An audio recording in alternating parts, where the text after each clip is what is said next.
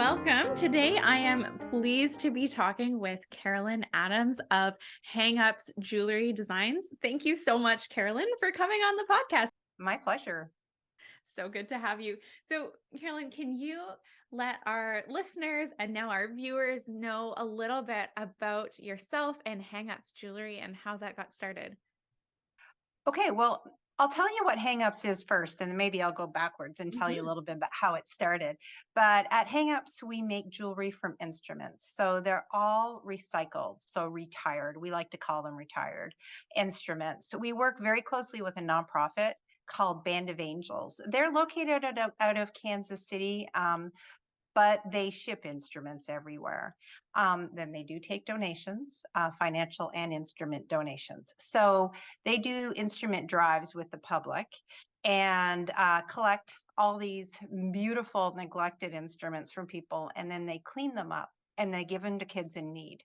Yeah. So these are kids that are from all walks of life, and just unfortunate circumstances mean that they cannot continue in music or take music because they don't have money to rent an instrument, um, in most of the cases.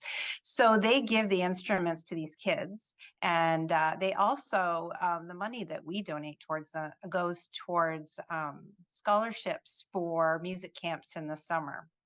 So the instruments that Band of Angels can't fix, we have free reign. We just go in and we can grab all we want and make jewelry out of them. And we give them 30% of our each sale goes to Band of Angels to their scholarship fund. So Amazing. we work really closely with them. And the founder is from a company called Meyer Music. It's a family-owned, wonderful music company out of Kansas City, music stores. And what he saw was that several people were coming in and having to stop lessons or, stop their musical advancement for various reasons. And he thought, well, there's instruments out there. What if we started collecting them, and we have the resources to fix them, we have the resources to clean them, to get these kids to stay in music lessons. So he's a wonderful guy. He approached us. We've been making jewelry, and I say we, this is my partner Christy and I. Christy's out of Kansas City, I'm out of Ohio. I just moved 3 years ago. I was out of Kansas City for many years. So Christy and I met, I guess, in 2007. And sorry, I'm skipping back way to 2007. And then we're both we met through a mutual friend. We're both crafty, creative people.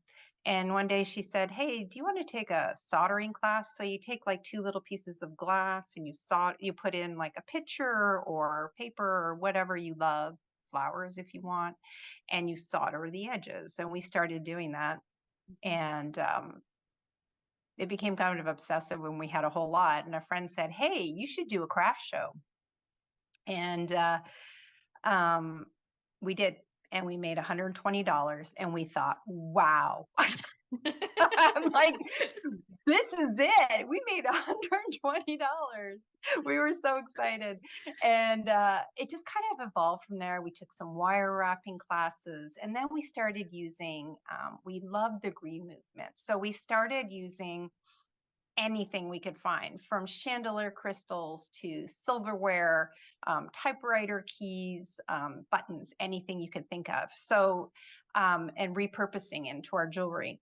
And then when we met Mike from Meyer Music, it was all over. He came to us and he said, "Can you make jewelry out of instruments?" And we thought about it for a little bit. We thought, yeah, geez, that would be fun. And that was it, the beginning of this long story. We have been with Band of Angels, I bet you I think it's been 9 years now. We've been partnering with them.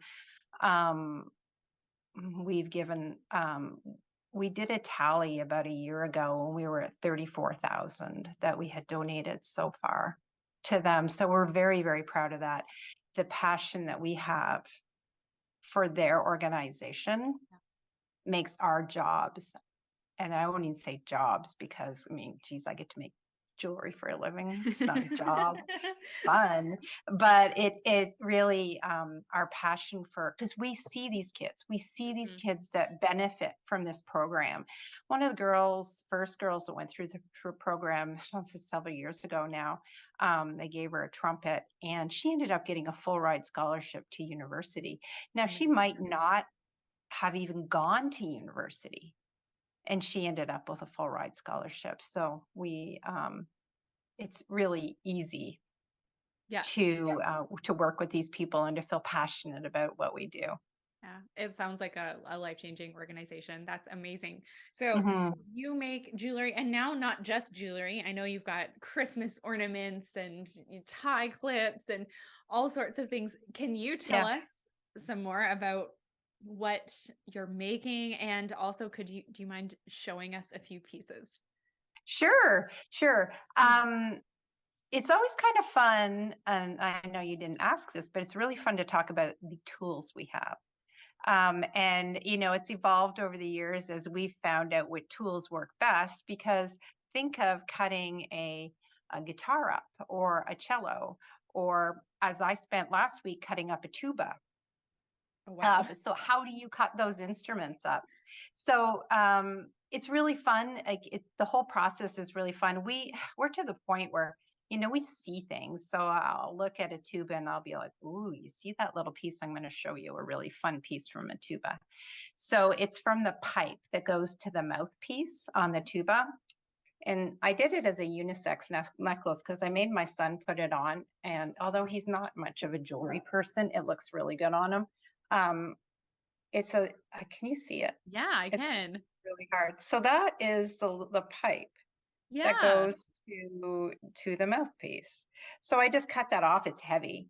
Um, the metal of, say, like a tuba bell, if any tubist would be able to tell you this, but I didn't know as a non-musician, because I am not a musician, that the metal is very delicate and it's very bendable. You can bend a tuba bell. Like, it's hard to get through the rim of the bell, but once you get through that, it's very bendable.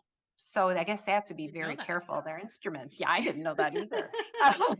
So to get through like a tuba bell, I would have to use like a Dremel, so a hand Dremel tool, and get through and cut off a piece. And then I have this beautiful big metal shears. So think of a paper cutter where you're like walk like that. Yeah. Well, it's bigger, and it cuts through everything. It can cut through not wood, but any metal. It cuts through any metal. So it's just so fun that we kind of go through and we go, what kind of fun, unique parts does an instrument have? Drum cymbals are one of my favorite instruments.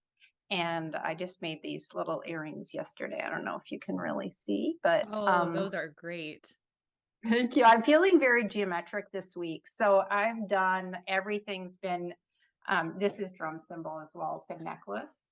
Um this this is the way it goes.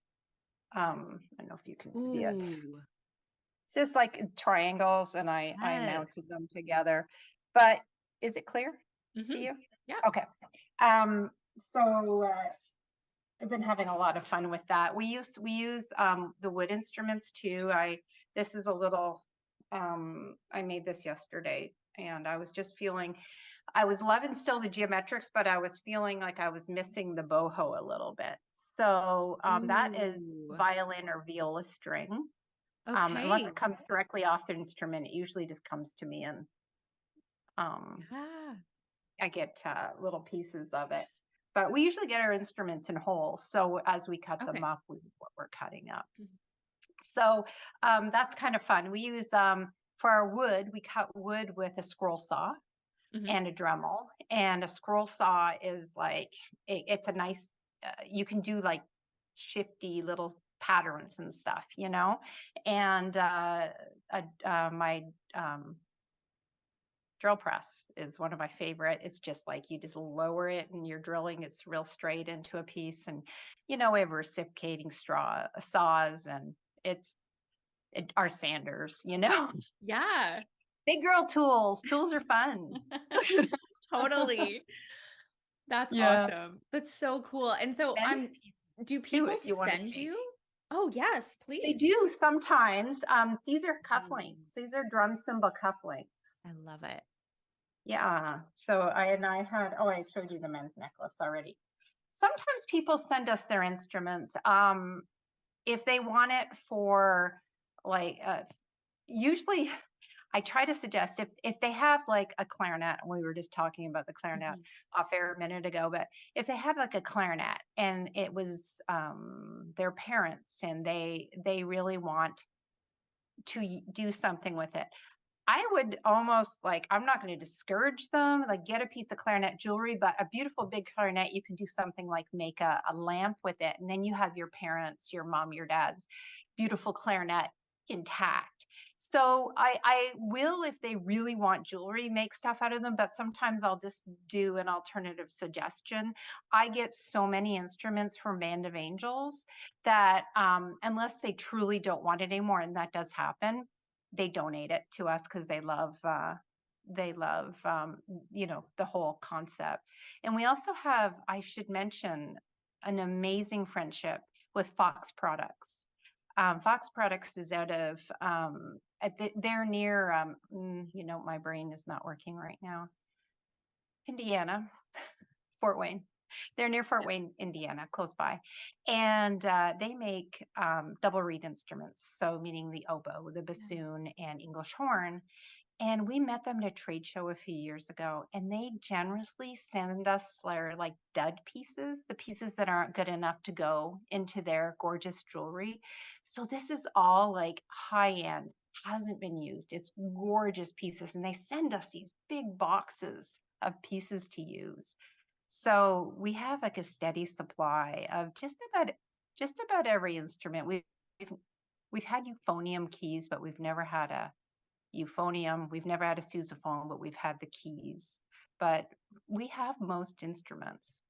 And you also have these lines. If you go on the website, anyone who I encourage to check out after they watch this is if you go on the website, you've got it by category. So you can Hmm. go under percussion, you can go under keyboard. And Hmm. so search the musical category of the person you want to buy for, whatever instrument they're playing. And Hmm.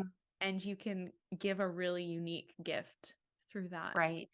We did that on purpose because musicians are so passionate about their instruments. Like bassoonists, they are like, I have to say, of all the musicians I've met, bassoonists are the most passionate about their instruments. But I think all musicians are passionate, and they just want to go in there.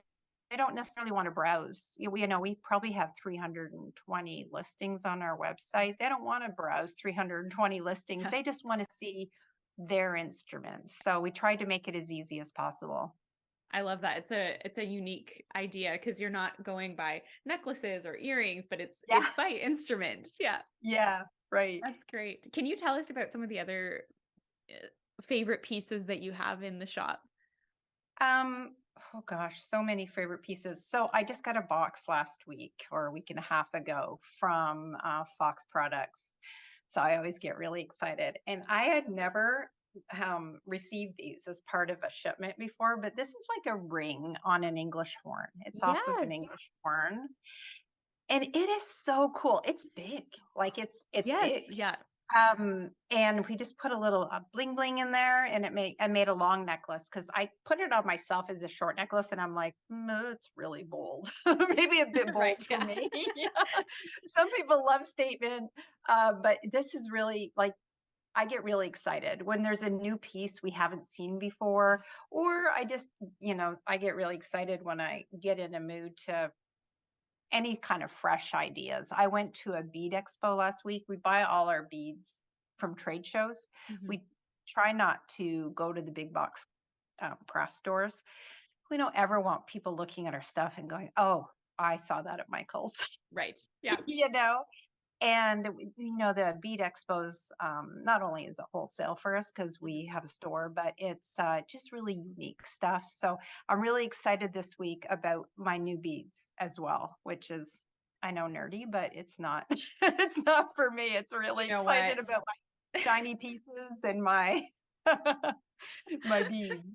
Yeah, this is you know what, the podcast is all about interviewing people that are really nerdy about their one Right? area of expertise. So you're talking to the right crowd. Yeah, right, right. We are. I love that. Do you have a piece that you're like, this was really difficult to make, like that you perhaps didn't expect it to be as difficult, like a certain instrument It type or happens. yeah. Well, I really the one I just showed you, just it looks really simple. Drilling a hole through that piece of metal, it comes to a point. You probably can't see, but it comes Yes, to a I point. see it.